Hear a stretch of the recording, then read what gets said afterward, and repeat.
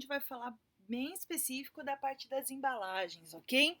Então, os materiais, né, que a gente precisa embalar, tá?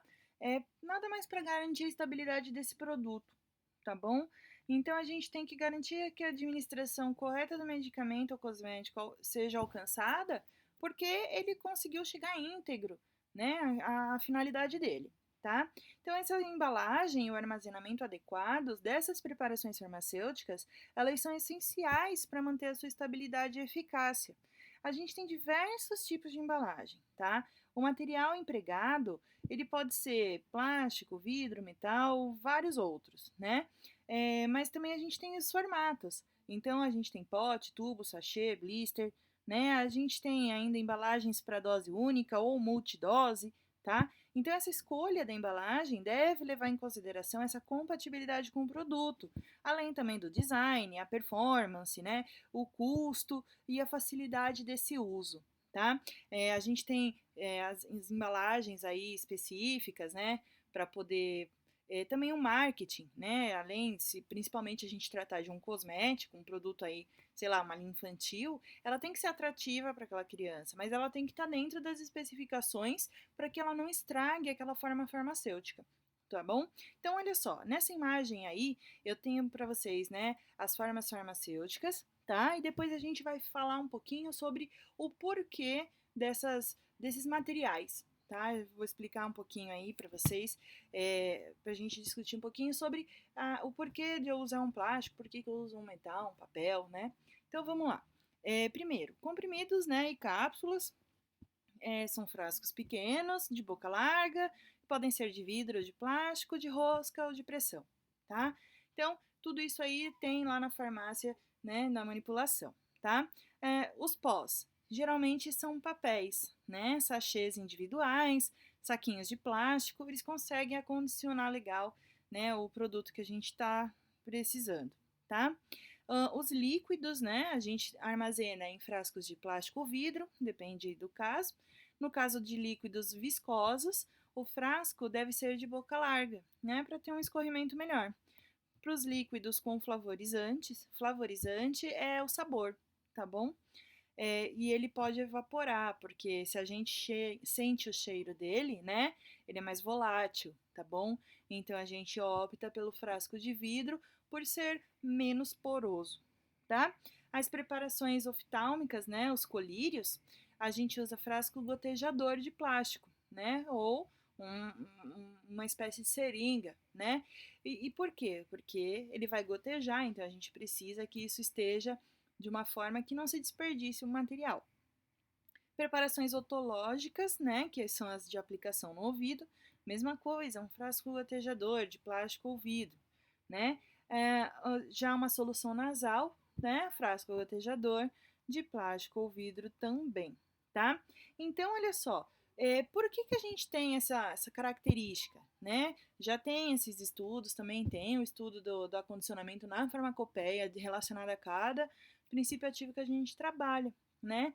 Então, a gente precisa assegurar essa administração correta pelo paciente, tá? O paciente não é a pessoa que desenvolveu o medicamento, ele muitas vezes ele vai fazer de acordo com a intuição. Então, ele olha lá o frasco gotejador e ele sabe que é para pingar, tá? Então, o medicamento precisa estar no material de embalagem de acondicionamento adequado, né? Lembrando que o frasco gotejador, ele não vem somente ele, né? Ele vem dentro de uma caixinha. Então, a gente ainda tem aí dois tipos de embalagem, né? A embalagem primária e a secundária, tá bom? A gente já vai discutir também, tá? Então, se eu uso uma estrutura de papel, né? Ou um laminado, é porque o papel pode ser utilizado na forma de envelope, né? Ele pode armazenar alguns comprimidos até, né? E quantidades pequenas de pó, né? Essa pouca proteção, né? Ela é pouco eficaz, né? Para umidade e oxigênio. Então, eles são menos utilizados, tá? Porque ele corre mais risco de sofrer com a umidade, tá bom? Então, o papel tem sido substituído por papéis com revestimentos plásticos, né? Envelopinhos. Então, você tem um filme plástico por dentro e aí você consegue proteger um pouquinho mais, tá? Né? E sendo laminado também, você consegue manter ele mais seco, né? Você consegue fazer com que ele fique, ele tenha um prazo de validade maior, tá? Se for o vidro, né? O vidro é impermeável. Ele é forte, ele é rígido, ele não deteriora, né, em condições ambientais extremas, então ele é bastante útil, tá? Por isso é uma embalagem que tem muita capacidade protetora, né, para os fatores ambientais.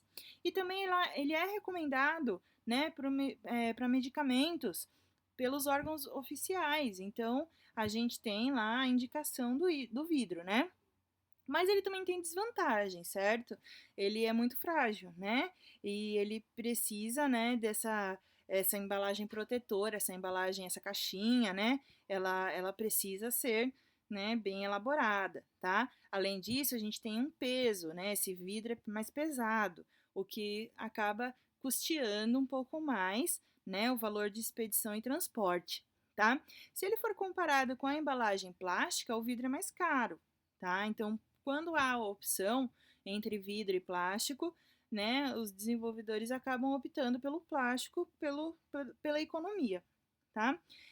Segundo a farmacopeia brasileira, tem 4 tipos de vidro que podem ser usados para a farmácia, tá? A classificação deles é obtida pelos testes de resistência, tá? E esses testes de resistência mostram a, a, a reação química entre a água, os elementos alcalinos, né? Os próprios ingredientes do vidro, tá? Inclusive sódio e potássio, né? E assim classifica o vidro de acordo com a Constituição, tá? Então a gente tem o vidro tipo 1, tá? Ele não é alcalino, ele tem alta resistência térmica, mecânica e hidrolítica. Então ele é bastante duro, resistente ao choque térmico, tá bom?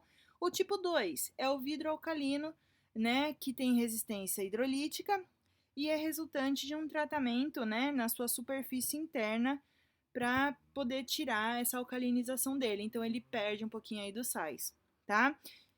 O tipo 3, né, ele tem uma alcalinidade limitada, tá? Ele é mais controlado e a resistência é média, tá? Mas ele tem uma boa resistência mecânica, tá?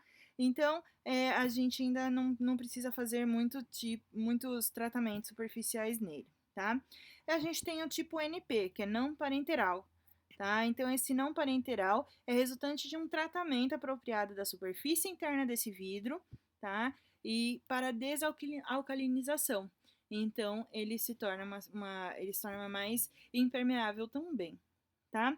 O tipo 3, né, ele também tem uma boa resistência mecânica e tu não precisa desse tratamento, tá? Esses vidros podem ser transparentes, né, ou da cor âmbar. A cor âmbar é aquele vidro marronzinho, tá bom? Eles têm a função de proteger esse produto da luz, por isso que ele é escuro, tá? No caso dele sofrer uma deteriorização fotoquímica, tá? Então, às vezes, o frasco âmbar, ele é muito indicado porque o princípio ativo acaba sendo degradado na presença da luz, tá bom? E essa embalagem, né, ela já é resistente, ela é um vidro resistente, etc. E ainda vai ter a próxima embalagem, que é a caixinha que vai comportar esse vidro, tá bom? Vamos lá, os metais, né, são recipientes geralmente constituídos de alumínio, aço, estanho e aço revestido de estanho, tá? Que são tipos aí, né, de metais. São normalmente muito resistentes. Eles são opacos, tá? Não já vai pensando aí numa embalagem de metal, tá? Eles são impermeáveis a líquidos, à umidade, à temperatura, a vapores, gases, odores e bactérias, né? Então isso é bom, tá? Mas ele também tem uma desvantagem, né? É a necessidade de um revestimento na parte que entra em contato com esse fármaco para minimizar a reatividade com ele. Então, assim, se eu coloco um pó, né, com uma embalagem de metal, eu tenho que proteger esse pó, porque senão ela vai reagir com esse metal, tá? E aí eu vou perder a eficácia do meu medicamento, tá? Esse revestimento pode ser um tipo de verniz, né? As embalagens de metais, elas mais utilizadas são os tubos flexíveis, né? Embalagem de aerossol, pote, lata para pó, né? Então a gente observa, né? De olhar na nossa própria casa, a gente encontra essas embalagens aí de metal. tá? As embalagens mais utilizadas dentro dos metais são os tubos flexíveis. Então, são embalagens que propiciam o menor manuseio do produto, não é verdade? Então, se eu for usar lá a pomada ou creme, né, ele vai vir numa bisnaga de metal, tá bom? Eu sei que tem a bisnaga de plástico também, mas eu tô falando, né, no caso do metal, tá? Essas embalagens deixam o produto menos exposto ao ar, né? E potenciais contaminantes. Então, favorece a estabilidade desse produto quando comparado aos frascos. Então, entre eu abrir uma bisnaga e eu abrir um pote, você concorda que abrindo a bisnaga eu tenho menor contato com o oxigênio, tá? Eu não contamino muito, né? E se eu abrir um pote, eu contamino uma área muito maior, tá bom? São embalagens mais higiênicas, né? Pois apenas o produto que é retirado que fica exposto, né? Uh, Diferentemente, né, que nem eu falei para vocês, dos potes. Mas eles são mais facilmente perfurados, né? Então, eles vão ficando amassados, tal. Isso pode provocar umas perfurações no tubo, tá? Então, essa aparência já vai sendo alterada, né? Você já vai mexendo na estabilidade do material também. Então, precisa ser manuseado com cuidado, né? Sendo manuseado corretamente, não tem problema, tá? Essas embalagens de alumínio e estanho, né? Elas são mais usadas por serem mais leves e menos reativas, tá? Em relação à do alumínio, tá bom? Nós temos também a de plástico, que é representada por um grupo de substâncias de origem natural ou sintética, né? A gente tem vários tipos por aí, constituídos principalmente de polímeros de alto peso molecular, tá? E eles podem ser moldados pelo calor ou por pressão. Isso é muito importante, né? A gente precisa fazer o frasco, né? Como vocês podem ver na própria imagem que está aí projetada para vocês, você consegue ver os frasquinhos gotejadores, cada um tem um tipo, né? Cada um tem uma forma, tá? E também, por esses polímeros serem tão fáceis de moldar, né? Eles são classificados em termoplásticos e plásticos termoendurecíveis, tá? Então vamos lá. Termoplásticos, né? Eles são rígidos em temperaturas normais de trabalho e podem ser fundidos, ou seja, derretidos em altas temperaturas. Portanto, eles podem ser reprocessados, então eu posso moldar da forma que eu preciso, tá? Um exemplo, né, desses plásticos é o polietileno, polipropileno, etc. Tá? Já os plásticos termoendurecidos, eles apresentam alteração química durante a prensagem. Então, é prensagem a quente, tá bom? Mas aí endurece, né? Então, ele não precisa ser derretido, tá? São materiais que não podem ser reprocessados, porque eles não são justamente fundidos, né? Eles não derretem. Então, um aminoplasto, né, um poliéster, esses aí eu já não consigo remodelar, reprocessar, tá? Tem um interesse muito grande nessas embalagens plásticas pela indústria farmacêutica, devido à diversidade desses materiais disponíveis e a adaptabilidade deles para se criar formas, tá? Como frascos, caixas, né? Bolsinhas, sachês, seringas, tubos. Então, a gente tem uma grande facilidade aí de manipular esse material. Então, ele é muito importante, tá? Os cientistas estudam, investem muito no desenvolvimento, no P&D, na parte de embalagem plástica, tá? Trata-se de um material leve também, né? Ele é inerte, ele é estável, física e quimicamente resistente, né? E ele pode ser composto de vários outros polímeros, de acordo com a sua aplicação, tá?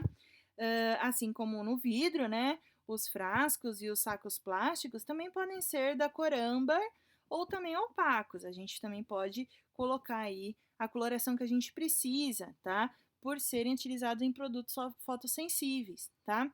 Os plásticos mais utilizados em preparações farmacêuticas são o polietileno de baixa densidade e o de alta densidade, né? E também a PET, né? A garrafa PET também é um jeito aí de você pensar que ela também existe na cor âmbar, ela tem de várias cores, tá? Pensa no refrigerante aí que vocês vão ver que a gente tem outras características, tá? E outras colorações. Ou seja, na indústria de alimentos, isso também é utilizado, tá bom?